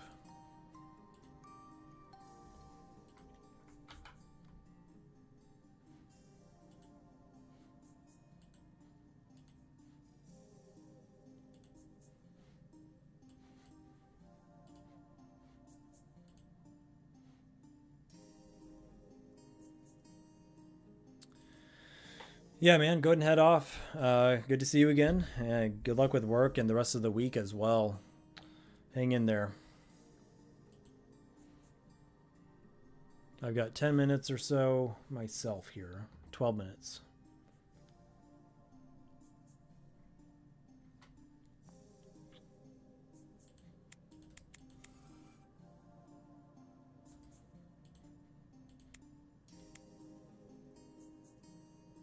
Oh, it didn't save that little... Alright, so let's update the enemy type.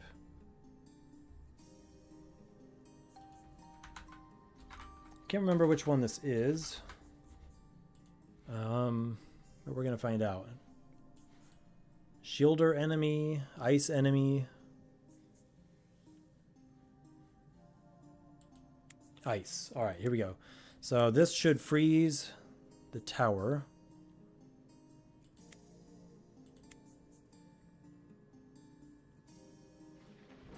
It is not currently doing anything to the tower, so I think that's just a matter of I probably disabled some event. Did I fix the pathing issue with the tower that takes the enemy? No, the moon tower. And that's exactly why I'm not testing the moon tower tonight, because I need to continue looking into that problem. And I didn't want it to take up the whole stream because I'd like to test out a few different things here. So that's still on the to-do list. I've tried a few different things, get varied results. So, but I think I know what I need to do. Thanks for asking.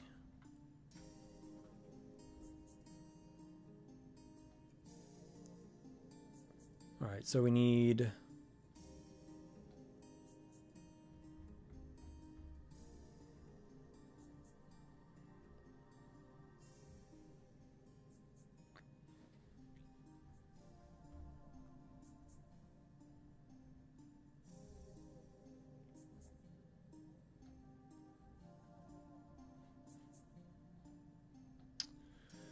All right, sorry for all the scrolling. I'm looking for ice.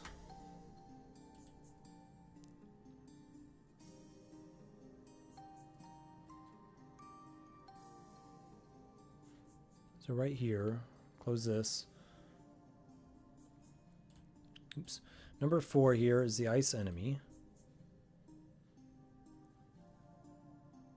Enemy ice cloud radius.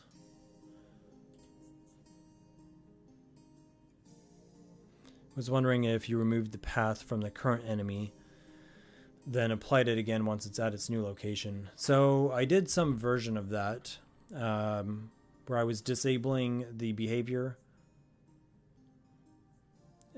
disabled the behavior, moved the enemy to the original spawn position, and then re-enable. But the way that I did it, it was still it sometimes worked and it sometimes didn't. So I had varied results, which tells me there's probably something else going on. Which is why I think I need to do a little bit of a deep dive, maybe a little bit of refactoring with my events, which can be really boring for other people to try to watch. But I think I understand, because that's exactly the approach I'm trying to take with it. I just need to make it happen.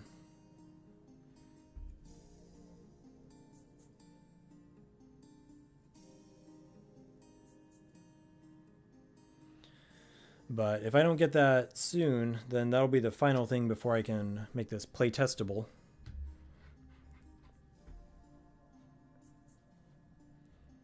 Alright, so enemy ice cloud radius. Where do I have this?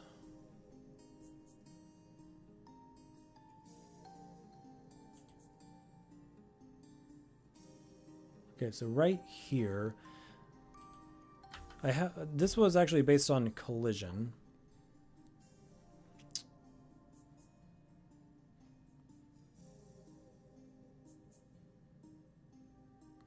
Which is not ideal. That's a little bit expensive, but let's see if it's working.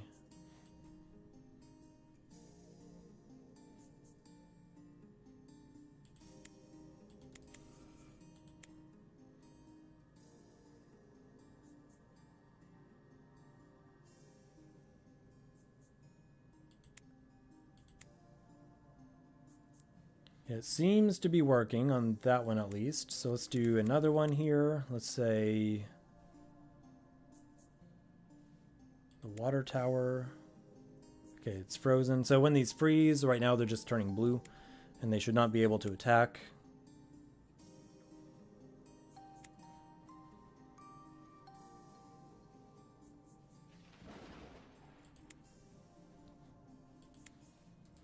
But my towers are killing them too quickly.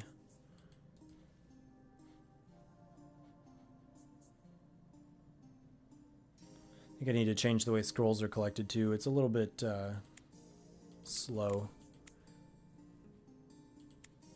Alright, so the arcane tower is working appropriately. The fire tower, I think I said that the fire tower cannot be frozen.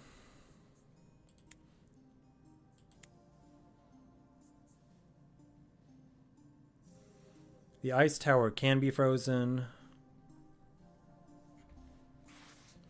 Oh, you said you found turning behavior off and on is broken as it had retained some information. You instead removed the path before and enabled it again. Interesting.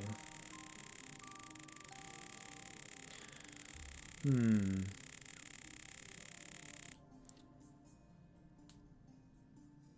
me save this real quick. So you removed the path.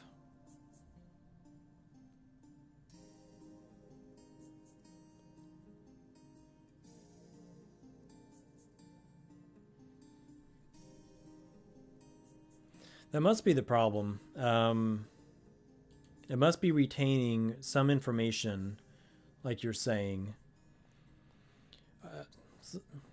It helps to have a second opinion to kind of validate that, because sometimes, obviously, we don't want to default to assuming that the engine is wrong, but obviously sometimes it is, and that could be the case here.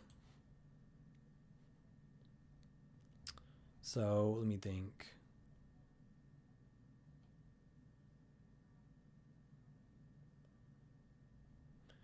At the moment, I need to remember where I even had this. So there's the...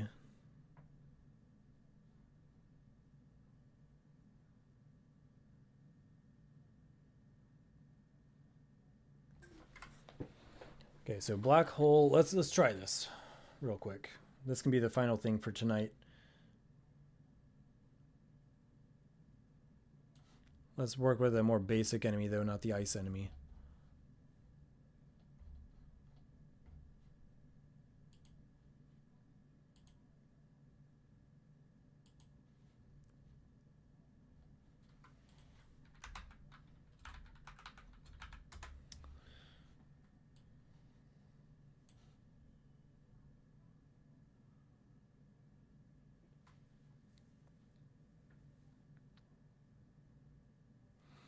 Maybe add a path to itself, then a path to itself, and then the path to the end, so it resets.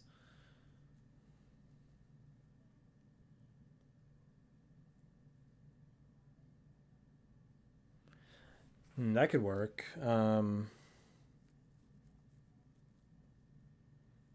Could do a path to itself, could do a path to the spawn point, which is a another object. So right here, let me zoom in a little bit.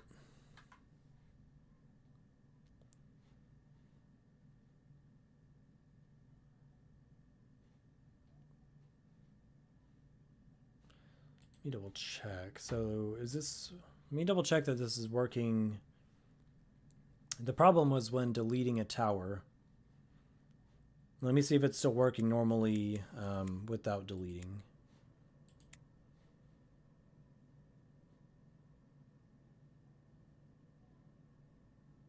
Okay, so grabbed one there.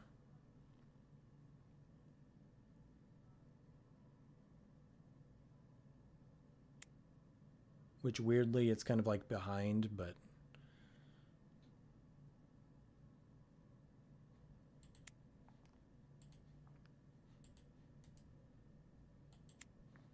so that's goofy. I'll need to tweak the layers there. But let's see. All right, so now if I delete, and there's so many of these guys. Yeah, so obviously that guy didn't move at all.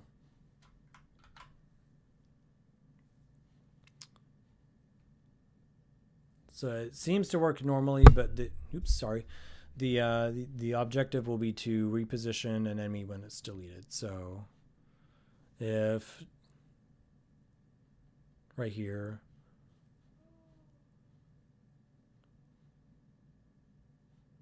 take into account all enemies linked to the black hole. So if the number of the animation is the moon tower, which is number 9, and the black hole is stuck to that tower, then take into account all enemies linked to the black hole. We're changing the variable of enemies, the immune to black hole, setting that to true. We're changing the position of the enemies to spawner X and spawner Y. And this is where you're saying to change the path. So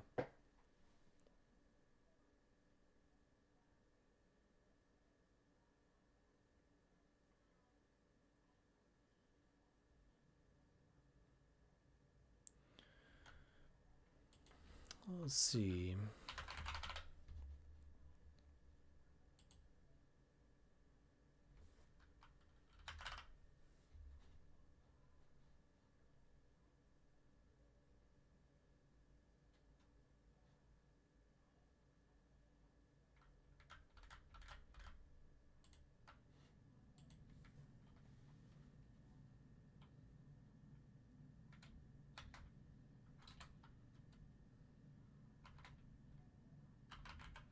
You suggest, let me know if I have this right, but you suggested setting the enemy to move to itself and then to the end. Is that what you were going for?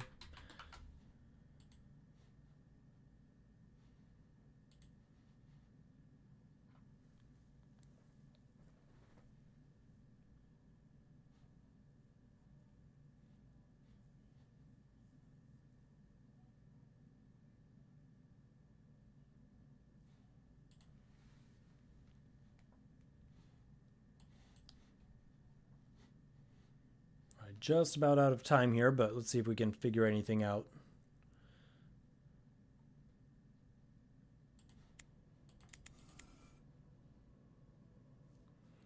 So move to spawn, either a new path to self or spawn, then path to end.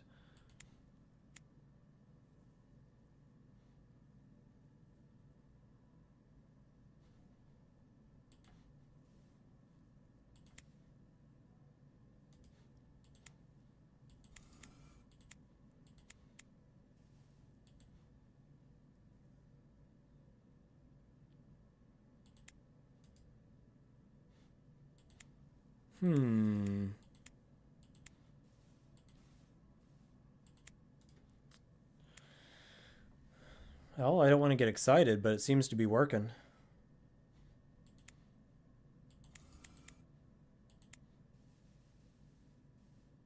So there's this guy right here. Delete. Lost in code. You might be a genius, bro.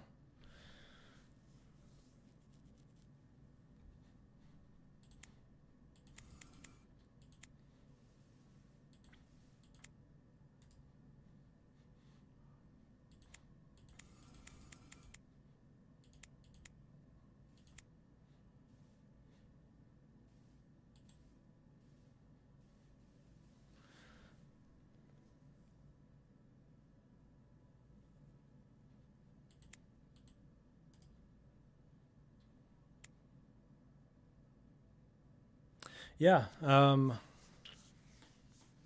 made pretty quick work of it. Which is really just a matter of, like you were saying, getting rid of some bad data that was in there. That was a really good call. Nice. Perfect. Perfect note to go out on. So, yeah, you'll need to. I hope you get to feeling better, man. And to everyone watching the stream, thanks so much for hanging out. I should be streaming again for my normal Thursday night stream tomorrow. And I sometimes say that on the wrong day, but today's Wednesday. I'm double checking right now. So February 13th, Thursday night stream tomorrow.